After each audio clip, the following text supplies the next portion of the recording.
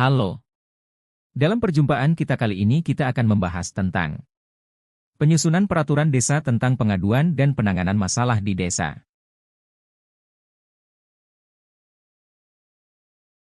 Tuntutan aspirasi yang berkembang pasca berlakunya Undang-Undang Nomor 6 Tahun 2014 tentang Desa adalah peraturan desa yang dilaksanakan berdasarkan asas hukum utama tentang pengaturan desa yakni asas rekognisi, asas subsidiaritas dan asas musyawarah. Ketiga asas dalam Undang-Undang Desa tersebut merupakan asas utama selain asas keberagaman, kebersamaan, kegotong royongan, kekeluargaan, demokrasi, kemandirian, partisipasi, kesetaraan, pemberdayaan, dan keberlanjutan. Apa fungsi dari peraturan di desa? 1. Sebagai pedoman kerja bagi semua pihak dalam pemeliharaan kegiatan di desa. 2. Terciptanya tatanan kehidupan yang serasi selaras dan seimbang di desa. 3. Memudahkan pencapaian tujuan. 4. Sebagai acuan dalam rangka pembinaan dan pengawasan. 5. Sebagai dasar pengenaan sanksi atau hukuman. 6. Mengurangi kemungkinan terjadinya penyimpangan atau kesalahan. Pengertian bersama. Pada prinsipnya peraturan desa atau Perdes, peraturan bersama kepala desa, dan peraturan kepala desa merupakan delegated legislation yakni suatu produk hukum yang disusun atas dasar norma delegasi dari peraturan perundang-undangan yang lebih tinggi.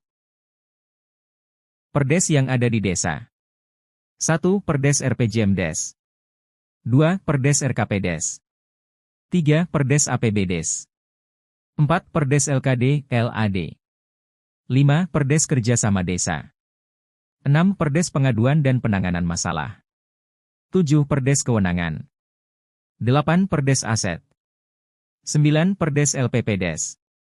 Berikut kita akan membahas perdes tentang pengaduan dan penanganan masalah. Tujuan dari adanya perdes pengaduan dan penanganan masalah. Memberikan kekuatan hukum kepada pemerintahan desa yang memiliki standar pelayanan pengaduan dan penanganan masalah, standar pelayanan minimal atau SPM, sehingga standar pelayanan pengaduan dan penanganan masalah (SPM) dapat berjalan dengan baik sesuai dengan mekanisme hukum yang ada. Tahapan penyusunan perdes pengaduan dan penanganan masalah. 1. Perencanaan, usulan, penyusunan oleh Kades dan BPD. 2. Pembahasan, pemerintahan desa BPD. 3. Musyawarah desa, informasi dan masukan. 4. Penilaian dan penyempurnaan oleh tim pemerintah desa dan BPD. 5. Musyawarah desa penetapan. 6. Pengundangan. 7. Penyebarluasan dan klarifikasi.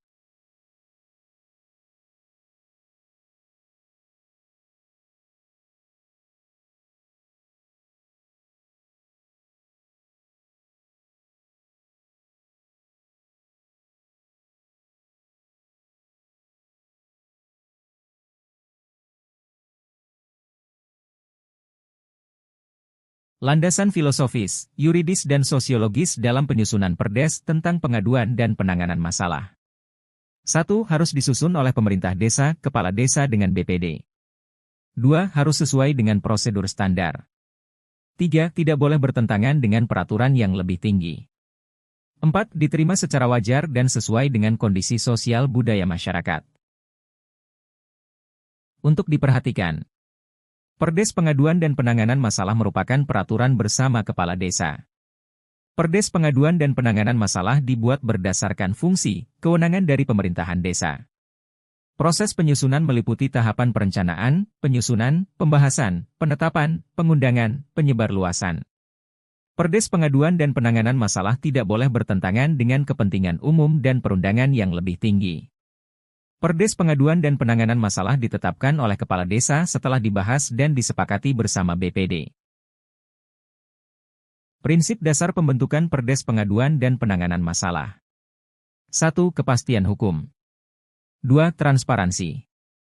3. Akuntabilitas. 4. Efektivitas. 5. Objektif. 6. Proporsional. 7. Kerahasiaan. 8. Kearifan lokal.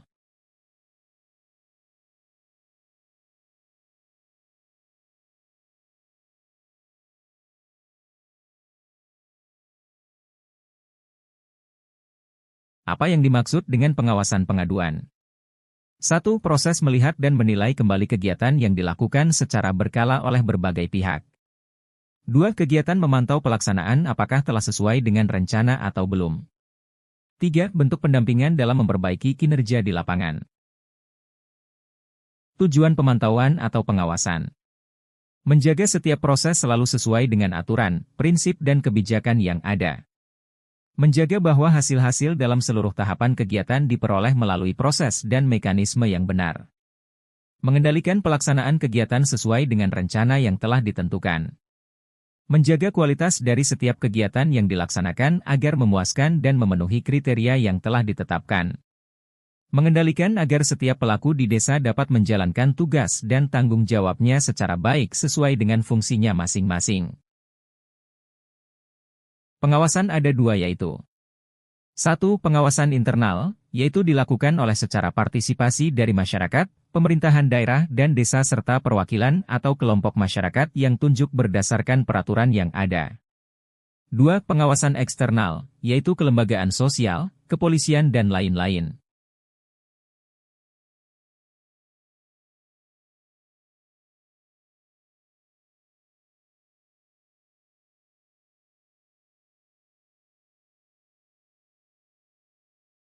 Dengan kata lain pengawasan adalah suatu tindakan yang dilakukan secara partisipatif untuk melihat kebenaran dan kecocokan pekerjaan sesuai dengan rencana dan aturan yang ada.